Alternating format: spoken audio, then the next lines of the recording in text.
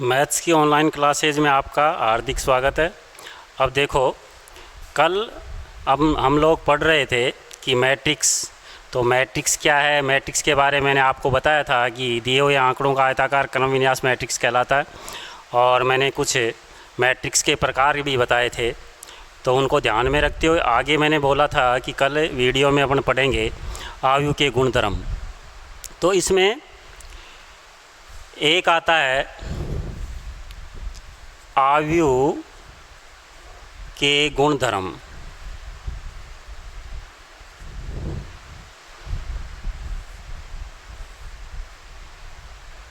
तो परिवर्त मैट्रिक्स, पहला परिवर्त मैट्रिक्स। ट्रांसपोज ऑफ मैट्रिक्स, इसको अपने डैश से प्रदर्शित करते हैं। ट्रांसपोज ऑफ मैट्रिक्स, इसका मतलब ये हुआ कि पंक्तियों को स्तंभों में बदल देना और या स्तंभों को पंक्तियों में बदल देना ट्रांसपोज कहलाता है। इसको जैसे कोई मैट्रिक्स ए है तो इसको इस तरह से प्रदर्शित करेंगे, ए के ऊपर पावर में टी या ए डैश। तो ए का ट्रांसपोज, मैट्रिक्स ए का ट्रांसपोज। अर्थात जैसे आपके पास कोई मैट्रिक्स दी हुई है, ए मैट्रिक्स है 1 2 3 4 5 6 7 8 और 9, तो ए का ट्रांसपोज करेंगे तो सभी पंक्तियों को स्तंभों में परिवर्तित कर देंगे। जैसे ये पंक्ति है, इसको स्तंभ बना देंगे ऐसे, ये पंक्ति है, इसको स्तंभ बना देंगे, ये पंक्ति है, इसको स्तंभ बना देंगे। अर्थात सभी पंक्तियों को स्तंभों में परिवर्तित कर देंगे या सभी स्तंभों को पंक्तियों में परिवर्तित कर देंगे। तो ये कहलाता है ट्रांसपोज, मैट्रिक्स का ट्रांसपोज। तो इसका हुआ 1 2 3, पहली पंक्ति से पहला स्तंभ बन गया, दूसरी पंक्ति से दूसरा स्तंभ बन गया, तीसरी पंक्ति से तीसरा स्तंभ बन गया। 4 5 6 7 8 और 9। ये देखो, पहली पंक्ति थी, खड़ा कर दिया, ये स्तंभ हो गया। दूसरी पंक्ति थी, दूसरा स्तंभ बना दिया। तीसरी पंक्ति थी, तीसरा स्तंभ बना दिया। इसको ए की पावर टी से प्रदर्शित कर दो या ए डैश से प्रदर्शित कर दो। ये होता है परिवर्त मैट्रिक्स, ट्रांसपोज ऑफ मैट्रिक्स, मैट्रिक्सों का परिवर्त।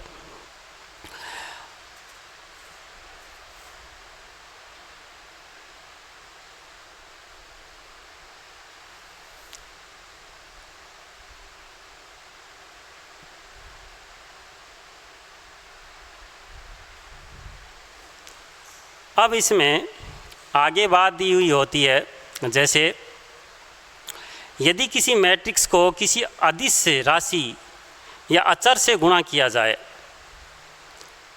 तो क्या प्रभाव पड़ता है उस मैट्रिक्स पर। तो जैसे के कोई स्थिरांक है, कांस्टेंट मान लीजिए, उसको यदि ए से प्रदर्शित किया जाए, ए से गुणा किया जाए, तो जहाँ मैं एक बार एग्जाम्पल ले लेता हूँ, ए मैट्रिक्स है, जैसे A B C D E F, ये ले ली। अब इसको यदि किसी अचर से गुणा किया जाता है तो मैट्रिक्स के सभी अवयव उस अचर से गुणा हो जाएंगे। ये ध्यान में रखना है, क्योंकि सारणिक में और मैट्रिक्स में यही अंतर होता है कि मैट्रिक्स को किसी भी अवयव से गुणा किया जाए, अचर राशि से गुणा किया जाए, तो मैट्रिक्स के सभी अवयव उससे गुणा होंगे। यदि किसी मैट्रिक्स में भाग दिया जाए किसी अचर का, तो सभी अवयव में भाग लगेगा। तो ये ध्यान रखना है कि सारणिक में ऐसा नहीं होता। यदि सारणिक में किसी अचर से किसी पंक्ति, किसी सारणी को यदि गुणा किया जाता है अचर से, तो उसमें एक पंक्ति या एक स्तंभ ही गुणा होगा। तो ये ध्यान में रखने की बात है कि किसी भी मैट्रिक्स को किसी अचर राशि से गुणा किया जाए तो दिए हुए सभी अवयव उस राशि से गुणा होंगे। तो इस तरह से ए मैट्रिक्स थी जिसमें अवयव दिए हुए थे, उसको के से गुणा किया तो ये सारे अवयव इस तरह से गुणा हो जाएंगे।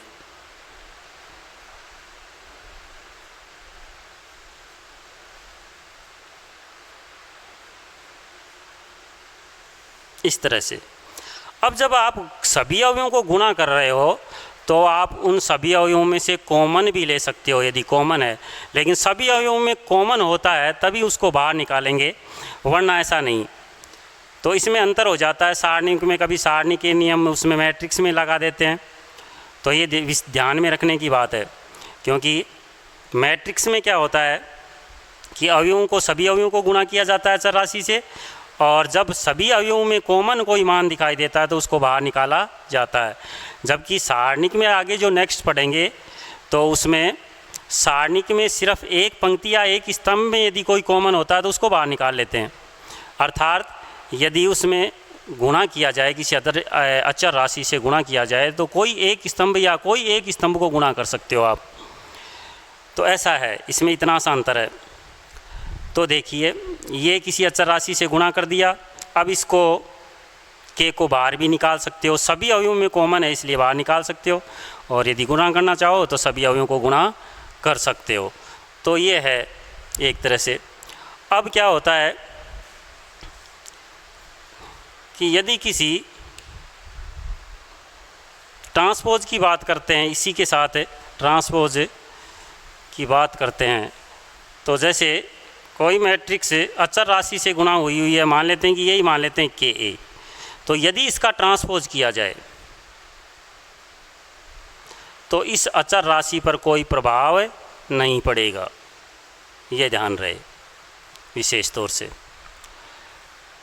तो ये ध्यान में रखने की बात है। टी की जगह आप डैश भी कर सकते हो, कोई प्रॉब्लम नहीं है। अब पहला तो ये बात आ गई। दूसरा गुणधर्म में लेते हैं ए प्लस बी का ट्रांसपोज, इस तरह से। ये माइनस भी ले लेते हैं, प्लस माइनस में एक ही नियम लगता है। तो पहले तो इसमें बात आती है, एक बात और आती है कि योगफल में मैट्रिक्सों का योगफल और मैट्रिक्सों का व्यवकलन, घटाने का मतलब व्यवकलन होता है और जोड़ने का मतलब योगफल होता ही है। तो उसका ट्रांसपोज यदि किया जाए, ये शायद आगे और आ जाएगा लेकिन यहीं पर एक बार बता देते हैं, तो इस पर सीधा ही ये अलग अलग ट्रांसपोज हो जाएगा इसका, इस तरह से, चाहे माइनस हो चाहे प्लस हो, ये ट्रांसपोज हो जाएगा, ये ध्यान में रखना है। अब तीसरी बात है गुणा में ए बी का। अब गुणनफल में भी ये थोड़ा सा इतना ही ध्यान रखना है कि ट्रांसपोज का क्या असर पड़ता है प्लस माइनस में और गुणा में, और डिटेल्स आगे बताएंगे आपको। गुणा करना भी बताएंगे, ये योगफल भी बताएंगे, तो इसमें क्रम बदल जाता है, ये ध्यान रहे। इस तरह से यदि ए बी का होल ट्रांसपोज है तो बी का ट्रांसपोज इंटू ए का ट्रांसपोज हो जाता है।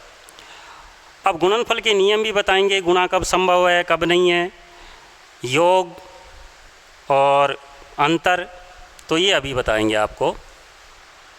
तो इस तरह से ये ध्यान में रखने हैं कि किसी अचर राशि से यदि किसी मैट्रिक्स को गुणा किया जाए तो दिए हुए सभी अवयव गुणा होंगे उस अचर राशि से, और किसी मैट्रिक्स यदि अचर राशि से गुणा की हुई मैट्रिक्स का ट्रांसपोज किया जाए तो अचर राशि पर कोई प्रभाव नहीं पड़ेगा, ये ध्यान रहे। और यदि योगफल की बात करते हैं, योगफल और अंतर की या व्यवकलन की, तो a प्लस बी माइनस ले लिया, ए का होल ट्रांसपोज किया तो इनका मैट्रिक्सों का ट्रांसपोज तो हो जाता है, प्लस माइनस वैसे के वैसे बने रहेंगे। गुणनफल में बात आती है तो ए बी यदि दो मैट्रिक्स गुणा हो रही हैं उनका एक साथ ट्रांसपोज लिया जाए, परिवर्त किया जाए, तो इनका क्रम बदल जाता है, बी का ट्रांसपोज और ए का ट्रांसपोज, ये ध्यान में रखना है, ये ज़्यादातर उपयोगी होता है, ये काम में आता है।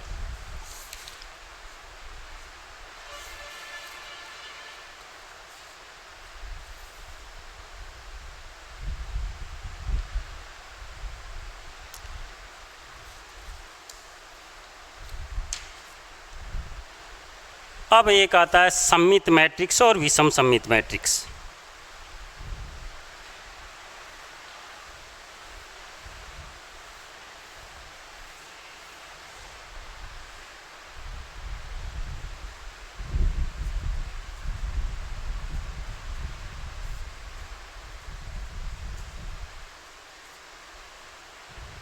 ऐसी वर्ग मैट्रिक्स जिसका ट्रांसपोज करने पर उस मैट्रिक्स पर कोई प्रभाव नहीं पड़ता, अर्थात शॉर्ट रूप में यदि याद रखना चाहो ए का ट्रांसपोज बराबर ए या ए डैश बराबर ए, अर्थात किसी ऐसी मैट्रिक्स आपके पास ऐसी वर्ग मैट्रिक्स हो जिसका ट्रांसपोज करने पर वही वापस मैट्रिक्स प्राप्त हो जाती है तो वो सममित मैट्रिक्स कहलाती है। तो इस पर कोई प्रभाव नहीं पड़ता ट्रांसपोज का, तो ऐसी मैट्रिक्स सममित मैट्रिक्स कहलाती है। ये ध्यान में रखने की बात है। दूसरी बात, इसके अभी एग्जाम्पल भी लेंगे, विषम सममित मैट्रिक्स। दूसरी मैट्रिक्स ये है सममित मैट्रिक्स और ये विषम सममित मैट्रिक्स। इसमें वही वर्ग मैट्रिक्स आएगी, ऐसी वर्ग मैट्रिक्स जिसका ट्रांसपोज करने पर माइनस के साथ वो मैट्रिक्स प्राप्त हो, ए डैश बराबर माइनस ए या ए डैश बराबर माइनस ए प्राप्त हो, तो ऐसी मैट्रिक्स क्या कहलाती है? विषम सममित मैट्रिक्स कहलाती है। ये दोनों वर्ग मैट्रिक्स होती हैं, ध्यान रहे, सममित मैट्रिक्स और विषम सममित मैट्रिक्स।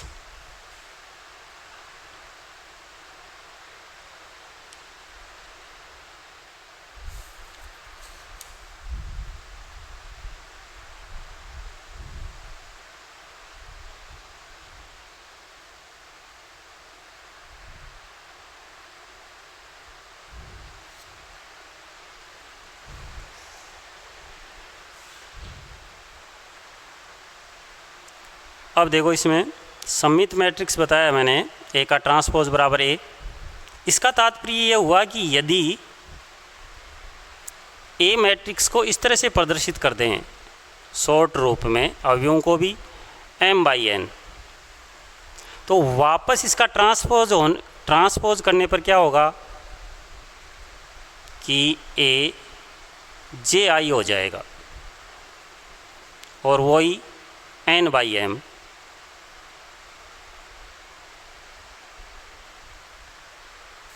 तो वापस इसका तात्पर्य क्या हुआ कि या तो क्रम के रूप में लिख दो इनको m/n और बराबर n/m के रूप में, और अवयवों के रूप में प्रदर्शित करना चाहो तो aij बराबर aj, इस तरह से दोनों बराबर होती हैं।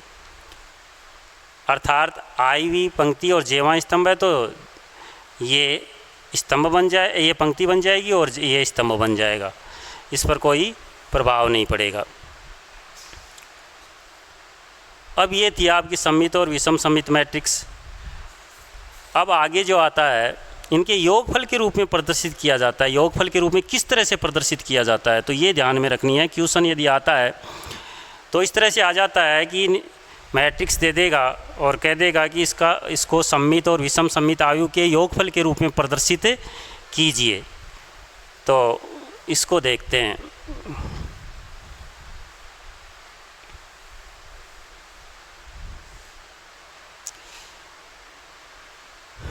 सममित तथा विषम सममित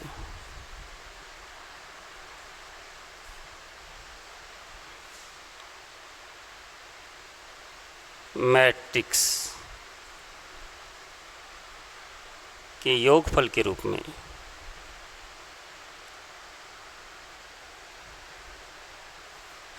तो इसमें ध्यान रखना है कि यदि ए कोई मैट्रिक्स है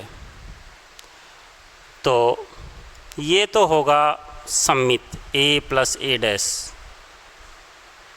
और सममित तथा विषम सममित के योगफल के रूप में plus 1/2 a minus a dash, इस तरह से। इसका तात्पर्य ये हुआ कि ए कोई मैट्रिक्स देगा तो सबसे पहले अपन क्या करेंगे, ए प्लस ए डैश निकालेंगे। ए का मतलब, ए डैश का मतलब हुआ ए का ट्रांसपोज करके दोनों को जोड़ेंगे तो अपने पास एक मैट्रिक्स प्राप्त होगी। फिर एक मैट्रिक्स को 1/2 से गुणा करेंगे। 1/2 से गुणा करने का तात्पर्य उसके सभी अवयव 1/2 से गुणा हो जाएंगे। तो जो मैट्रिक्स प्राप्त होती है उसको सममित दिखाएंगे और इसके बाद इसका नंबर लेंगे। तो ए और ए माइनस ए डैश निकाल करके जो मैट्रिक्स प्राप्त होगी उसको 1/2 से गुणा करेंगे, अर्थात तो उस मैट्रिक्स के सभी अवयव क्या प्राप्त हो जाएंगे, सभी अवयव 1/2 से गुणा हो जाएंगे। तो जो हमें मैट्रिक्स प्राप्त होगी उसका ट्रांसपोज करके और इस तरह से उसको विषम सममित मैट्रिक्स दिखाएंगे। इस पार्ट को, पूरे को, इस पूरे पार्ट को विषम सममित मैट्रिक्स और इस पूरे पार्ट को सममित मैट्रिक्स दिखाएंगे। और यदि दोनों का योग करेंगे इस तरह से यहाँ रख करके तो वापस हमें प्रारंभिक ए मैट्रिक्स प्राप्त हो जाएगी। तो इस तरह से अपने को ये खुद को पता भी चल जाएगा कि क्वेश्चन सही हो रहा है या गलत हो रहा है। तो यहाँ जैसे ही जोड़ोगे वैसे ही ए मैट्रिक्स वापस प्राप्त हो जाएगी। तो ये ध्यान में रखना है, ये सूत्र लगाएंगे। यदि ऐसा आता है योगफल के रूप में पूछता है तो, और यदि अकेली मैट्रिक्स के बारे में जैसे आपको कभी कभी पूछ लेता है कि ए प्लस ए डैश को सममित मैट्रिक्स के रूप में, तो ए मैट्रिक्स आपको कोई वर्ग मैट्रिक्स दे देगा। जैसे ले लेते हैं उदाहरण 2/2 की ले लेते हैं, ए 1 2 3 4। तो सबसे पहले ये बात, इनकी एक मैट्रिक्स बनाएंगे। तो यहाँ ए प्लस ए डैश निकालेंगे, अर्थात ए मैट्रिक्स रख दी 1 2 3 4 और प्लस आगे प्लस है ही। ए डैश का मतलब ए की मैट्रिक्स का ट्रांसपोज करेंगे। ट्रांसपोज का मतलब सभी पंक्तियों को स्तंभ बना देना या सभी स्तंभों को पंक्तियां बना देना। तो डायरेक्ट आप प्रदर्शित कर सकते हो, ये पंक्ति है स्तंभ बना दो, 1 2 ये बना दिया। ये पंक्ति है इसको स्तंभ बना दिया, 3 और 4 बना दिया। अब इनका योग कर देंगे। तो देखो संगत अवयव ही जोड़ते हैं इसमें। अभी बताऊंगा आपको, योग का नहीं बता पाया इसलिए योग और माइनस व्यवकलन आपको मैं बताऊंगा इसके बाद। ये पहले आगे का थोड़ा टॉपिक आ गया योगफल के रूप में। तो देखो संगत अवयव ही जुड़ेंगे। इसका पहला अवयव है, पहले अवयव में ही जुड़ेगा। इसका दूसरा अवयव है, इसका दूसरे अवयव में ही जुड़ेगा। इसका ये अवयव है, इसकी इसी अवयव में संगत अवयव ही जुड़ेंगे। तो 1 + 1 2, 2 + 3 5, यदि प्लस हो रहा है तो प्लस कर दो, माइनस है तो माइनस कर दो। 3 + 2 5, 4 + 4 8। तो इस तरह से क्रम को, उसका मैट्रिक्स का क्रम नहीं बदलेगा कभी। योगफल करोगे गुणनफल करोगे तो क्रम नहीं योगफल और व्यवकलन करोगे उसका क्रम वहीं प्राप्त होगा। तो देखो ये मैट्रिक्स प्राप्त हो गई। अब ये हमें एक मैट्रिक्स प्राप्त हुई है, इस मैट्रिक्स का मतलब ये पूरी ये। अब सममित मैट्रिक्स की मैंने परिभाषा बताई थी कि ए डैश बराबर ए, अर्थात ए डैश एक का तात्पर्य ये है पूरी मैट्रिक्स। तो इसका ट्रांसपोज करेंगे ए प्लस ए डैश इस तरह से। तो मैं ज़रा यहाँ ले लेता हूँ,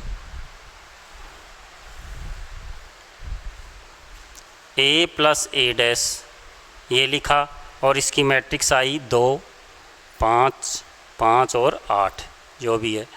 अब इसका ट्रांसपोज करेंगे कि तो होल पावर टी या डैश, तो यहाँ भी टी लगा दो, अर्थात इन सभी पंक्तियों को क्या बना देंगे, स्तंभ, या सभी स्तंभों को पंक्तियाँ बना देंगे। तो हमें प्राप्त होगी 2 5 5 और 8। ये पंक्ति थी स्तंभ बना दिया, ये पंक्ति थी स्तंभ बना दिया, ये प्राप्त हुई है।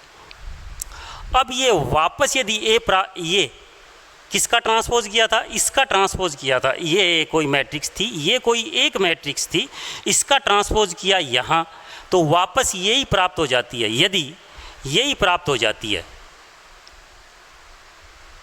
अब ये तो मैंने वैसे लिया है, ये देखो वापस वही प्राप्त हो रही है क्या, 2 5 2 5 5 8, वापस वही प्राप्त हो रही है।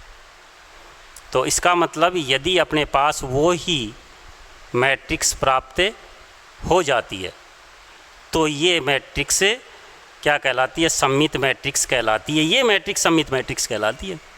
अर्थात a प्लस ए डैश करके एक मैट्रिक्स प्राप्त की, फिर उसका ट्रांसपोज किया, तब वापस a प्लस ए डैश प्राप्त हो जानी चाहिए। तो a प्लस ए डैश प्राप्त क्या, कौन सी प्राप्त हुई थी, 2 5 5 8, ये 2 5 5 8 वापस प्राप्त हो गई। तो ये होती है सममित मैट्रिक्स। अब मैं बात कर रहा था पहले योगफल और व्यवकलन के लिए, अंतर के लिए मैट्रिक्सों का, तो वो थोड़ी बातें और ध्यान में रखनी है।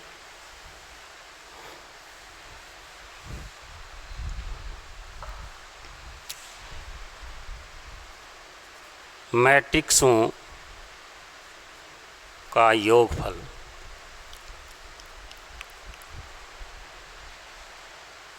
सबसे पहले तो ये ध्यान में रखना है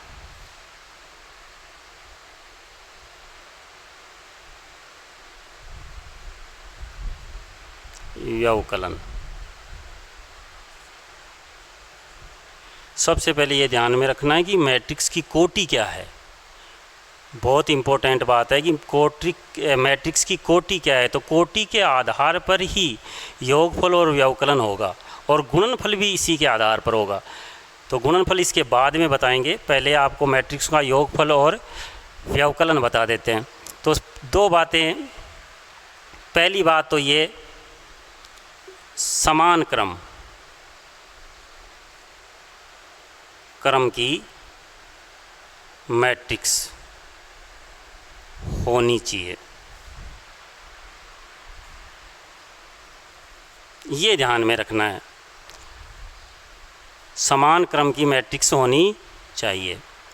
फिर यदि समान क्रम की मैट्रिक्स है तो उसका योगफल और व्यवकलन किया जा सकता है। जैसे यदि कोई मैट्रिक्स का क्रम जो है वो 3/4 का है, तो दूसरी मैट्रिक्स भी 3/4 की होगी, तभी ही वो योगफल और व्यवकलन होगा, और उतने बाई उतने की ही मैट्रिक्स हमें प्राप्त होगी।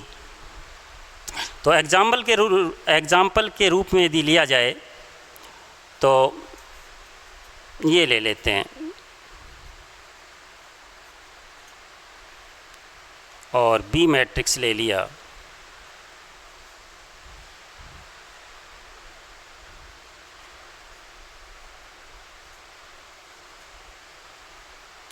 ये देखो कितने बाई कितने की है, 1 2 1 2 3, 2/3 की।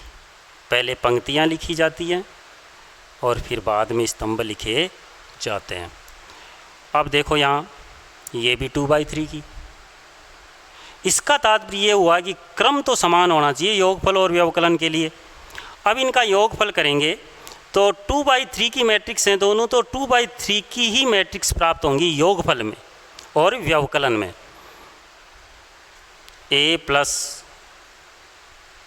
बी, तो जोड़ दो, संगत अवयव जुड़ेंगे हमेशा, ध्यान रहे। इसका पहला अवयव पहले अवयव में, तो या तो इनको इस तरह से यहाँ लिख दो इस मैट्रिक्स को, प्लस यहाँ इसको लिख दो, या जहाँ डायरेक्ट करना चाहो तो 1 + 3 कितना हुआ 4। दूसरा अवयव उसी के दूसरे अवयव से जुड़ेगा, 2 + 4 कितना हुआ 6। 3 + 5 8, 4 + 6 संगत अवयव जुड़ेंगे घटेंगे 10। यदि माइनस आता है अवयव के तो घट जाएंगे। 5 + 7 12, 6 + 8 14। देखो वही क्रम की मैट्रिक्स हमें प्राप्त हुई है। ऐसा ही व्यवकलन में हो जाता है। व्यवकलन में भी समान क्रम की मैट्रिक्स होनी चाहिए।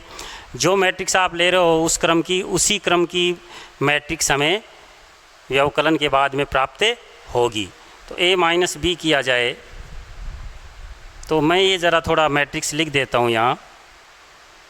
1 2 3 4 5 6 -3 4 5 6 7 8 ये है। तो ये देखो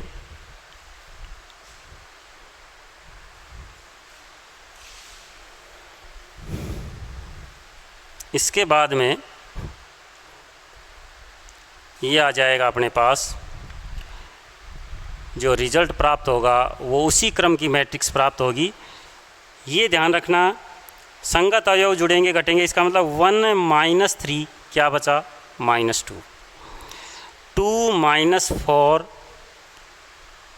-2, 3 - 5 -2, 4 - 6 -2, 5 - 6 -2 और 6 - 8 मतलब -2। अब ये संयोग से ऐसा आ गया, समान ही सारे अवयव आ गए।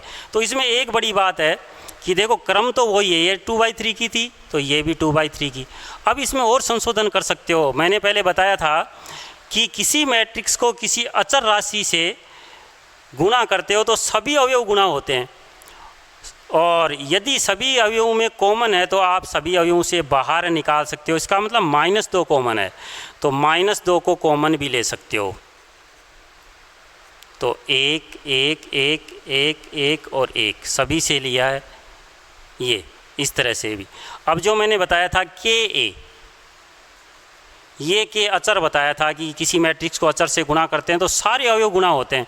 अब ये गुणा हुए हैं तो जब गुणा कर सकते हैं सारे अवयवों को तो कॉमन लेने का अधिकार भी तो होता है, तो सभी अवयवों से कॉमन भी आ जाएगा, तो हमें ये मैट्रिक्स प्राप्त हो जाएगी इस तरह से। तो आगे इसको इस रूप में भी, ये संयोग से ऐसा आया है कि ये जैसे अपन ने घटाया तो ऐसा आ गया, तो ऐसा आगे और बढ़ सकते हो आप लोग। ये थी अपनी मैट्रिक्सों का योगफल और व्यवकलन।